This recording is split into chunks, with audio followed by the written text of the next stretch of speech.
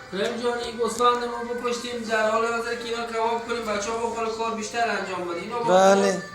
اینا رو فقط کباب بکنیم بفهمیدی یا خب تقریبا چند کیلو میشه اینا تقریبا حوالی 2 کیلو گوشت خالصه فقط گوشت ها آره اینا برای کباب هم اینا برای کباب هم میتونم میگیریم یک میریم پا آتش هم میریم خب باش کردیم بالی گوشت ها شما اینا رو ببرید بالا که مکان دیگه هم اومده با کباب کنم بفهمیدی؟ بفهمیدی؟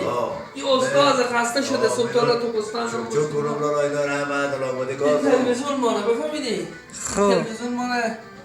بعد میتونه بیایم بیرون دیگه بنده ما خسته کرد تو اینا رو بکشتیم اومده کردیم چیکار کردیم اینا حالا اومده خوردن تو خب این ورده بیا که یک آب اینا رو بکشیم اینا رو بر اینا رو یک شستنه بکن اینا رو همه جمع جور کن تا شما اینا رو اومده کنیم بعد هم برای کباب اینا اومده شوشته میکنیم نمایی لالا نه اینا رو شما یک شیشتن بکنین لالا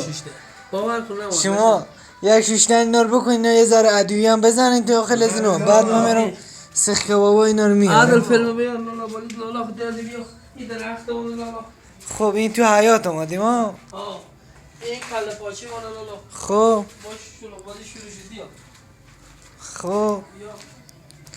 اون بچه ها چی کار میکنن اونجا لالا این بچه ها سجه درست بکن رفت تیخان کنی کباب کنیم لالا ها برای کباب ها لالا بی کباب این آتش هست خب بعدی تو میایم دیگه سمی سخارم جمع جور کنی سخای بلند لالا این سیخارم یه آبی بکشیم بعد بیا جمع جور کنیم بیشتر سرد کردم اومده کباب اینا بیا چند تا چوچک دیگه هم بود از گاته سر گرفت بیا اینا رو آبی بکشیم این سیخای دیگه هم بیا بیشتر کنید اینا شما کمه اونی گوشونی داریم یا لالا بیچار تا چی دیگه نمیارون دوباره بیا لالا مالی ما بگی کم فیلم لالا لالا بیا این گوشتار او کنی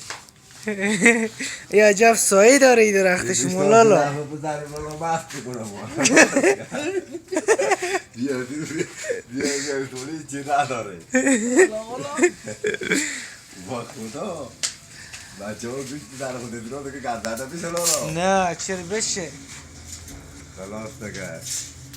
خب بیا این گوشتار یه آبی بکشیم لالا خودی لالا همی گوشتار نشو خب همی تو بیتره از برف بگو اینا لالا بعد شیشتش اینو ندار سرد چه در دوای ندیاره پیدی دار اومده کباب کنو بیا اینجا لالا